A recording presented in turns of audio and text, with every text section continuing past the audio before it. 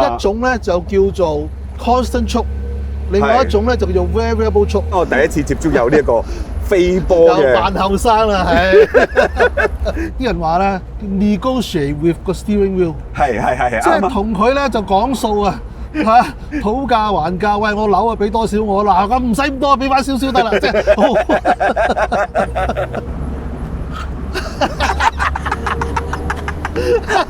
樂而忘返啦！呢架嘢真係。呢部1977年 MGB， 我講你都唔信，我第一次揸。係啊，香港你知好多 MGB 噶嘛，但係個設計60年代嘅，冇錯，睇唔睇得着咧？應該得啩。哎呀，好精神添喎！對英國嘅汽車工藝啊，尤其是當其時嘅汽車工藝咧，有啲信心啦。係嘛？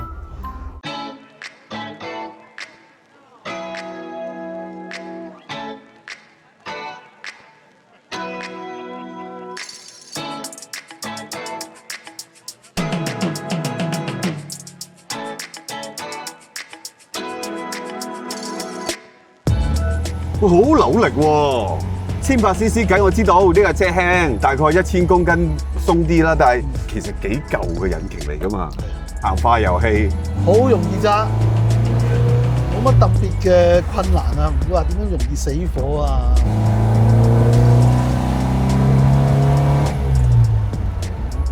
喂幾勇下添喎！你發覺咧，我哋平時揸啲老爺化油汽車，呢啲咁嘅環境就會係跑馬啊，仔咁樣啊，而家完全冇啊。我首先冇諗過唔使 downshift 嘅，自己握住咁行啦。即係你再俾油，你要俾啲時間去消化啦。但係正常我哋揸呢啲年份嘅車係一定要 downshift 喎。呢個雖然4波係1:1啫，但係個 loading 都大噶嘛，同個 torque 又唔係好大佢。就算我揸咁短嘅距離，我都覺得呢副引擎襯呢個波箱，即係我個 power 嘅 drivability 係好高喎。點解咧？第一就係 OHV 引擎啦，呢種引擎嗰個低扭係好好嘅。所以點解佢嘅扭力係2500轉左右就出晒？你唔好諗住哇舊引擎啊要踩下佢先，唔係嘅，睇佢嘅盤頂嗰塊好似整缽仔糕嘅蓋咧 OHV 嚟其實。其次咧，仲有冇其他原因啊？其次就係英式嘅古董車咧，佢用嘅化油器咧就叫做 SU 化油器。啊，我聽你提過好多次啊，先等下問過。有冇啲揾到啲 SU 㗎？係，通常咧 Weber 啊、Solix 啊，係啦，嗰啲嚟嘅喎。SU 化油器就係英國嘅國寶嚟嘅。化油器你噏得出好多名㗎，頭先你講啦，Solix 啊、Weber 啊、Senef 啊，呢啲全部都係廠名嚟嘅。係啊，咁 SU 都係廠名嚟。真係要分化油器咧，有好多分法啦，譬如向上流啊、向下流啊、打橫流啊，一個啤佬兩個啤佬，呢個都係一個分法。但係如果你講佢個工作原理咧，有兩大家族嘅。一種咧就叫做 constant choke， 另外一種咧就叫做 variable choke。原理要解釋下先，因為化油器咧，大家知係有個文試管啊嘛 ，venturi，係啊，空氣經過個窄管裏邊，速度增加，壓力降低，於是乎咧就將啲汽油扯咗出嚟，從中咧就將佢混合好，就走入去機器度啊嘛。係啊，如果嗰條窄管係緊嘅，大部分你頭先噏得出嗰啲名咧，咩蘇力士啊、Weber 啊、Senef 都係緊，嗰個窄管係緊啦，係咁大噶啦。係。咁然之後咧，你就揾個 throttle 去控制個流量，即係話咧，嗰個窄管嗰個真空咧，就會隨住你打開嗰個掩咧，佢會變化啦。係喎，尤其是當我哋頭先做試驗嘅時候咧，用一個好高負荷，突然之間打開個油門，咁點算咧？嗰個引擎真空俾你一打開 throttle 咪破壞咗，冇真空油都索唔出嚟嘛，會死火噶嘛。咁所以呢一種 constant choke， 即係固定窄管嘅化油器咧，佢有好多補償嘅，佢有起步泵啊、加速泵啊，諸如此類咁樣，新係冇問題嘅。舊咗之後維修咧好頭痛嘅。咁但係 SU 化油器咧，佢嘅特點咧就係乜嘢都冇嘅，佢咧就淨係得一個真空嘅一個活塞，咁咧就睇住引擎嗰邊同埋咧 throttle 嗰邊，睇住你踩油嗰個大細咧，佢就比較兩邊嗰個壓力咧，佢就會自動打開嗰個窄管啊。所以個窄管個速咧係可以變嘅，喺變嘅過程裏邊咧，同時係打開嗰個油針咧，係出翻相應嘅油啊。咁呢樣嘢咧就好似配合得啱好咁樣啦嚇，你感覺上就好似好正。咁但係咧，佢亦都唔會好似 constant choke 咁樣咧，有好多補償啊咩，佢咩都冇。咁所以咧，各有各好處。頭先講嗰啲 constant choke咧，如果新嘅時候咧，佢嘅起步啊、反應啊，因為佢所有補償做晒啊嘛。係啊，你會覺得凌厲啲嘅。嗯，但係 SUV 入去咧，實在簡單，用夠咗你知道好處啦。就好似你咁。係啦，由於佢係比較你嗰個 engine 同埋你嗰個 throttle 位置咧，從而決定你嗰個負荷係幾多，你個速度係幾多，而打開嗰個速，再俾相應嘅油，所以成件事咧雖然反應係慢少少，但係好鬆容。嗯，我冇諗過成架車嘅 drivability 係咁高。嗱 ，MGB 咁多年10幾年賣咗50幾萬部，香港都有唔少嘅 classic car owner 係擁有嘅，英國更加多啦，美國有好多啦，算係好熱門嘅入門 classic car， 唔貴嘅嗱，唔貴你唔好諗住幾萬蚊，你揾到啲條件好嘅，其實我諗你10幾20萬點都要嘅。但係因為個引擎簡單，啲嘢相對易處理，好多 classic car owner 就係玩呢一樣嘢咯。睇網上邊嘅報導咧，其實都講呢架真係一架好好玩嘅 sports car 嚟嘅，仲要係平民 sports car 啊！就算你啱新出嘅時候，都唔係啲好貴嘅車。係你論級數，好似你所講。佢未到 Triumph 嗰個級數，係啊，佢唔係 Lotus， 唔係 Triumph 嗰啲咁嘅貴價嘢嚟嘅，相對係大眾化啲嘅。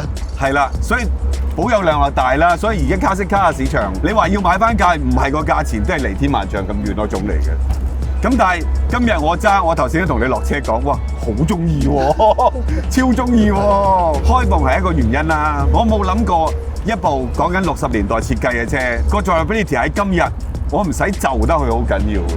SUV 化油器係其中一個啦，即係令到件事簡單咗。另外冇風油軚呢個對我哋嚟講唔係問題嘅。個波箱只有4速，好似頭先所講係1:1啦。但係呢度有個拍掣係 OD 啦。你話咩波啊？你有個咩？飛波啊！嗰時叫飛波啊！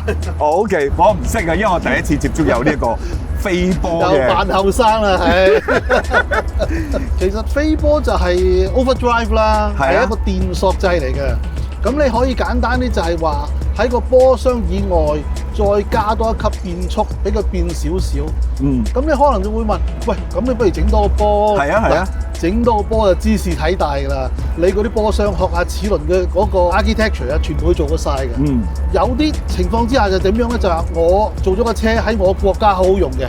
但係我想將個市場推廣啲咧，去到嗰度咧，點知嗰度啲人就開快啲。我呢個比例咧唔夠用，咁啊最簡單啦，就加多一級喺後邊嗰度。咁然之後咧，就俾啲人轉咗4波之後都唔夠用咧，就拍個掣，俾多少少速度俾佢。呢個咧就係叫做 OD 啦。咁我哋香港人咧，上一輩啲人咧習慣咧就叫做飛波。即係情況有啲似4驅嗰個大力波㗎咯。係啦，冇錯。有啲似。係啦，大概係用電索做嘅。咁呢粒掣我係咪隨時都拍得咧？車主同我哋講咧，就話3、4波可以拍。係。架車設計都唔同啦。早期嘅飛波咧，通常咧係俾你去到4波先至拍嘅。咁呢架咧就去到3、4波，總之你掹到去最高嗰邊啦，就可以拍啦。咁呢個合理嘅，因為如果係1、2、3、4都可以拍得咧，你會亂啊。係啱啊，啱。佢根本上就唔係話好似俾你2、4、8咁樣變咗做8個波咁用啊嘛。揸貨車咁樣。佢係真係俾你有啲位去到高速公路度，你4波你都唔夠快嘅。係。咁你咪可以再加多少少速度上去咯。所以頭先我哋試過咧，一拍喺4波嘅時候，其實佢大概係跌500轉到嘅。係啊，好少啊。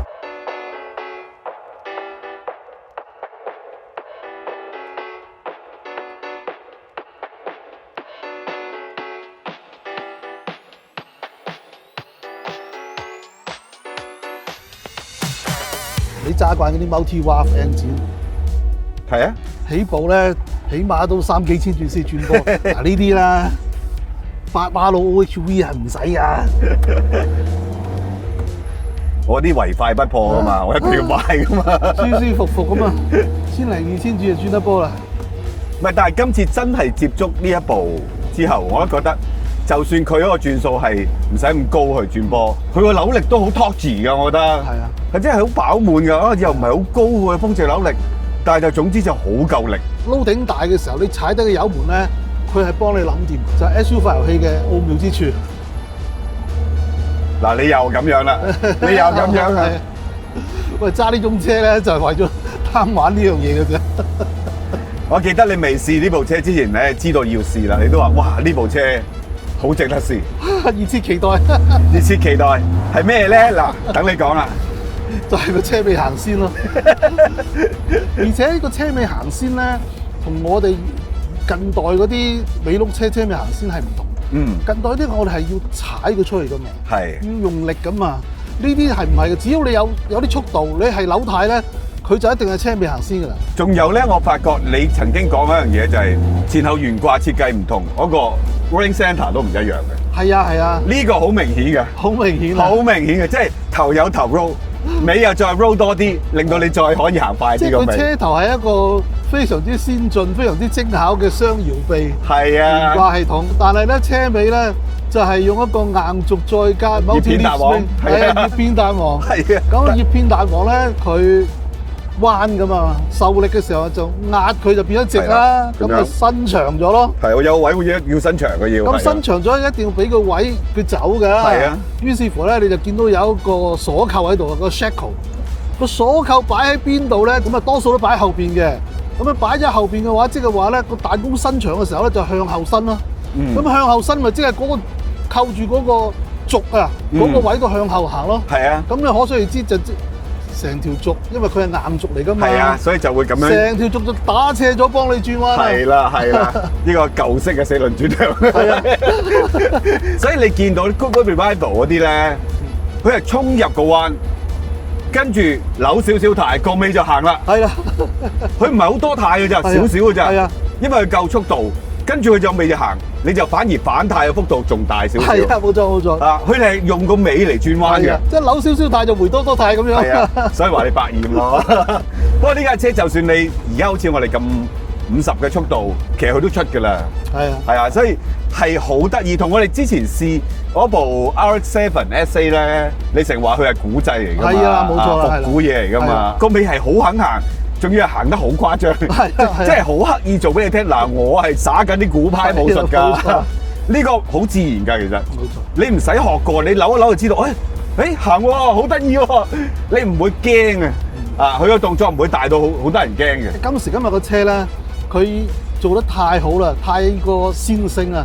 你扭軚咧就係扭軚，即係呢種年代嘅車咧，仲係啲你話佢簡單又好，你話佢簡陋都好啦。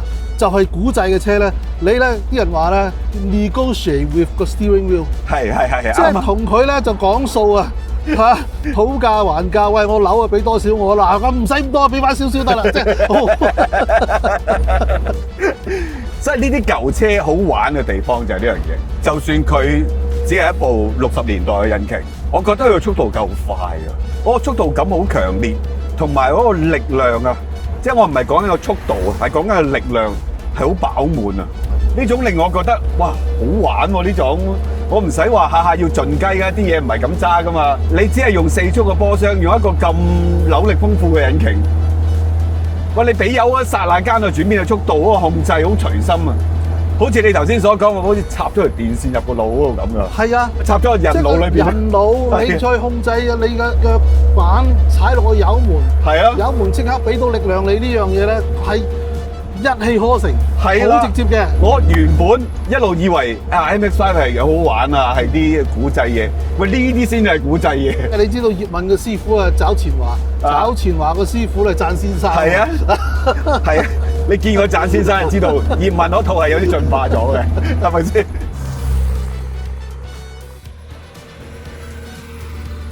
嗱，呢架車咧，1962年嘅設計啦。係啊。但係呢62年嚟講咧，其實佢有好多新嘢嘅，包括係天梯亞太啦、Shuffle Brake 啦。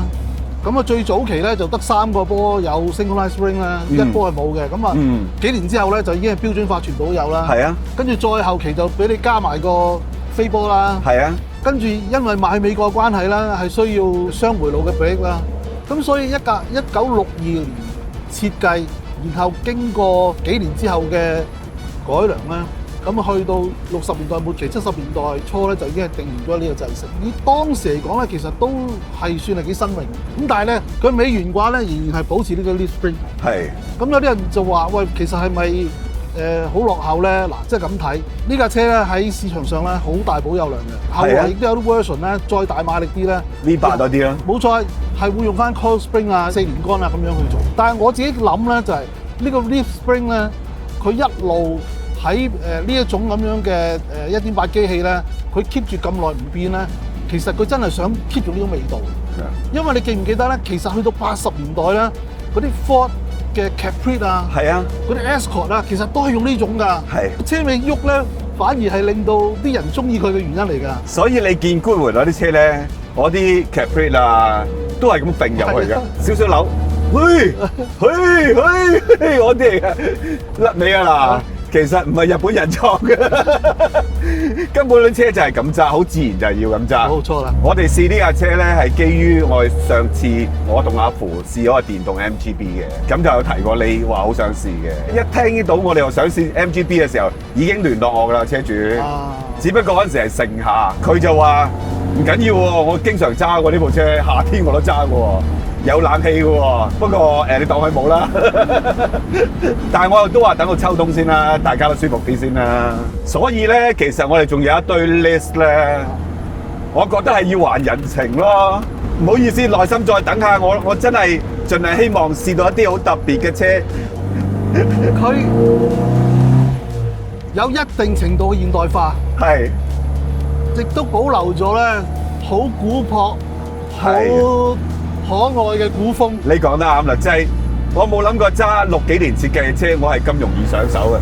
好多時我之前都係問過你先點揸㗎嘛。嗱，你又嚟啦，你又嚟啦，係嘛？係啊，整多兩嘢，整多兩嘢，好安全嘅，係安全嘅，速度好慢嘅啫，速度好慢嘅啫，其實。我哋唔係玩緊嗰啲咩 D1 漂移啊、冧氣啊。如果換翻條咧1960幾年嘅性能嘅車胎，可能會仲更加過癮啊！喂，唔得啊，龍 Sir，你要俾我再嚟過啊！好啦好啦，你唔好玩咁耐啊！快啲快啲快啲！啊，連啲聲都咁好聽嘅，真係。好啦，賣埋廣告先。YouTube 記得 subscribe 我哋。哎，我又攣咗嘴啲咩？你嚇到我。慢慢嚟。突然間 YouTube subscribe 我哋 YouTube channel 嚇，comment like share，仲有Facebook ID。快啲！哎呀，快啲快啲！快啲！120蚊啊你，係好得意嘅，真係好得意嘅。即係你可以 carry 啲 speed 入去，然後跟住輕輕扭軚。低轉高波仲好揈啊！係喎。係啊，仲有4波揈啊，後揈好多㗎。係啊，4波仲好揈啊！